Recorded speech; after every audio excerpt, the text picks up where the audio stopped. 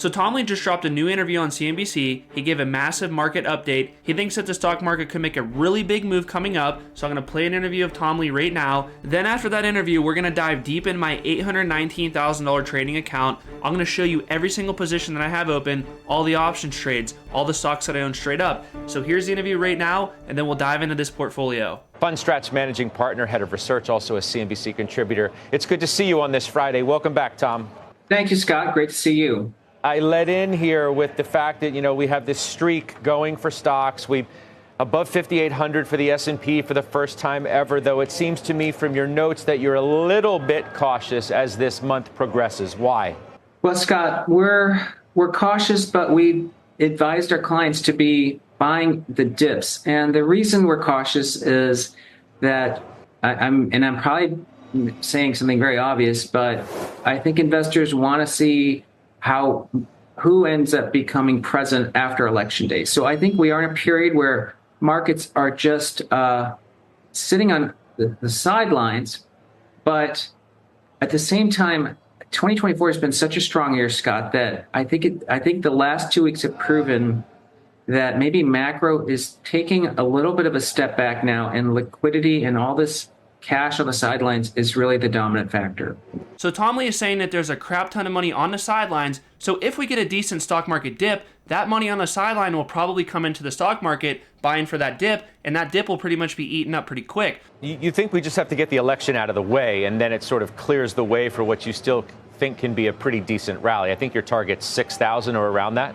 Yeah, Scott, there's a lot of firepower supporting stocks post-election because we've got a Fed that's dovish and the economy looks healthy. I don't think we're in a recession. And so, the 3-month and 6-month outlooks are very strong for stocks. And I think China, while there's maybe some hesitation, but China's government is really starting to unleash some measures, and that's supportive of that region finally turning.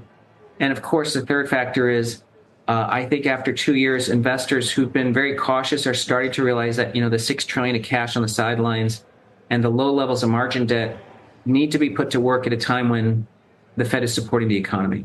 Like, the economy right now is honestly strong. There's people spending money, but of course the economy is weakening a little bit, but the Federal Reserve has huge margin in order to support the economy. Interest rates right now are 5%. What happens if the Fed cuts rates from 5% to 0% tomorrow? What is the stock market going to do? What is the economy going to do? There's going to be so many people that want to go buy a car, go buy a house, go put things on credit. Everyone's going to want to go buy stuff. The economy will go ballistic, and honestly, there's a good chance that inflation could come back. If that does happen, that's why the Fed is not just going to go cut from 5 to 0, but if something crazy were to happen, like another black swan event, they could cut to 0, and it will help support the economy drastically. So keep that in mind with all these super bearish predictions that you see out there. The Fed does have ammunition. Now, one thing that I would be worried about is what if we're at a 0% interest rate right now and the economy is going into the tubes? The Fed can't do that much by cutting interest rates to help support the economy. But right now we do have a lot of ammunition in the tank, so that is a good thing for the economy. The other possible headwinds, I think, are ones that are maybe outside of the political cycle, at least as people refer to them. Valuations, they say, are too rich or stretched, right? The S&P is about 21.5. That's above, obviously, its historical average. Yields are up. Now, you could make the argument that they're up for the right reason, but I think they're still up a little bit more than people thought they might be after the Fed did its 50. And then if the Fed's going to be a little bit slower and smaller in the way they progress with rate cuts, is that an issue? Of course, the flip side of that is, well, why would they need to do anything anymore anyway? Because the economy is as resilient as you just suggested it is.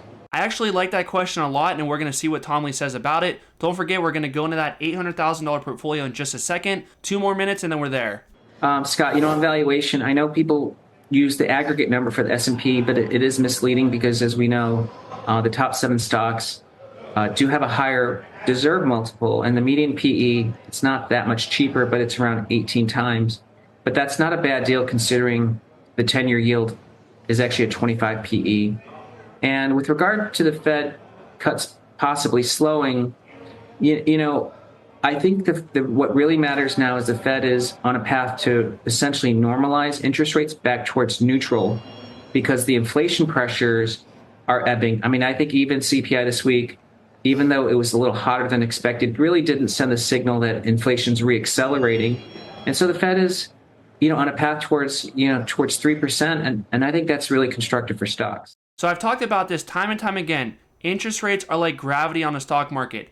As rates come down, PE ratios can go higher because there's really no other game in town. Nobody's going to want to go get a 3% bond when you could get 10% in the S&P 500. There's really no competition for the stock market in that example right there. So people will go pile their money into the S&P 500. But just think about it this way. If you could get a 9% bond or 10% in the stock market, people will look at the bond as, oh, that's a guaranteed 9% or that's a risky 10% in the stock market. So most people will probably go put their money into the bond. Honestly, I don't blame them. Maybe I would do that too. So in that situation right there, PE ratios would go way down on the stock market. But right now we're at an interest rate of 5%.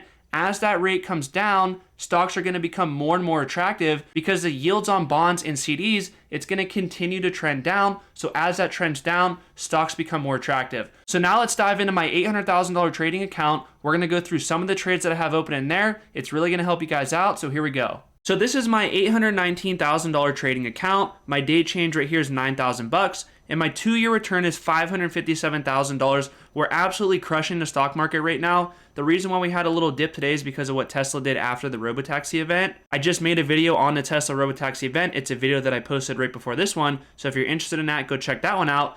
But the 1-year return on this portfolio right here, almost $380,000, 86%. We're totally crushing it. And the way that you beat the market so well consistently in the long run is you have to make trades on top of just investing into the S&P 500. So you guys know I make options trades, and I only will make options trades when I feel like the market or the stock is undervalued. So if it's undervalued, maybe I'll go buy calls or maybe I'll go sell puts. We're going to go into that in just a second. And sometimes when I feel like the market is overvalued or the stock is overvalued, I will sell covered calls, but it's a very specific situation when I will sell covered calls. All right, so we're going to dive into this account. We're going to go through every trade that I have open, why I made these trades, what I think is going to happen with these trades right here. But keep in mind, by the time that you're watching this video, this portfolio could change around, but it's really, really important for most people to go through this video, look at how I analyze these trades, how I figure out what I open them up at, what are my strikes, what are my expiration dates, what happens over here with the margin requirement, how much money do I have to keep in this account in order to support this trade. All that stuff we're going to go through right here, but I'm going to try to do it as fast as possible because I know your time is valuable. So here we go. So the total value of this account right here is $752,000. The reason why this is lower versus the total portfolio is because I have multiple accounts within Schwab. So this is just a trading account right here, $752,000. Total gain loss of the positions that are currently open, $266,000. And the cost basis right here, this is the cost basis of the positions that I currently have open. So just a hypothetical situation. So I bought these shares of Triple Q right here. I currently have 912 shares of Triple Q.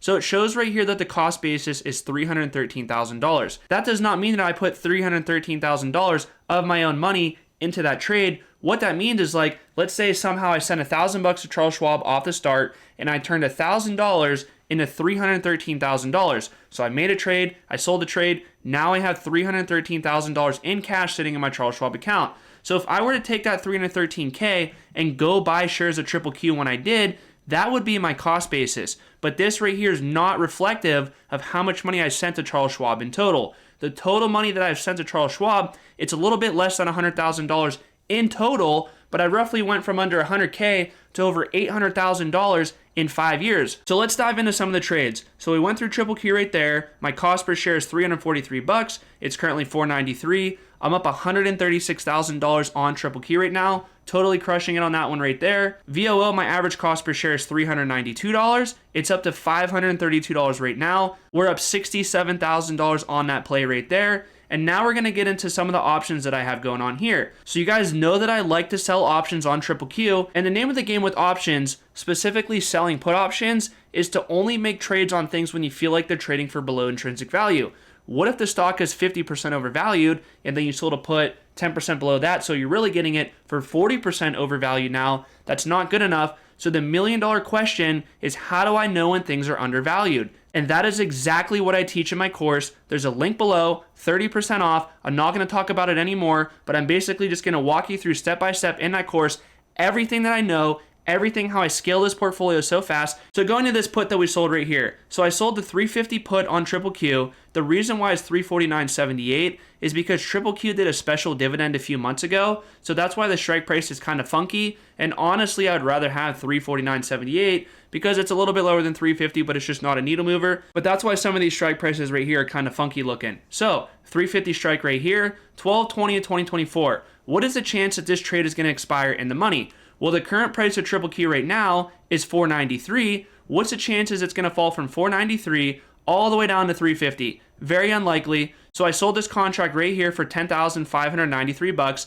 That gets credited to my account immediately once I sold these puts, and I could buy them back right now for $773. So that's a profit of $9,819. So unfortunately, I will have to realize this capital gain in 2024 because the expiration date is 12/20 of 2024. So I will be paying taxes on this money right here. This contract is probably going to expire worthless. So I will collect this full premium right here and it's done. Now going over here on the right hand side, the margin requirement on that trade says $35,751. So what does that mean right there? So let's break this down. So I sold 10 put contracts. That's what the -10 means. The P is put right here. So 10 contracts is 1,000 shares because every contract is 100 shares. 100 times 10 is 1,000. So 1,000 shares, I'm required to buy 1,000 shares of Triple Q for $350 per share. So $350,000 for this trade right here, that is how much money I'm on the hook for to go buy shares of Triple Q for. But then you're going to say, well, how is your margin requirement only $35,751?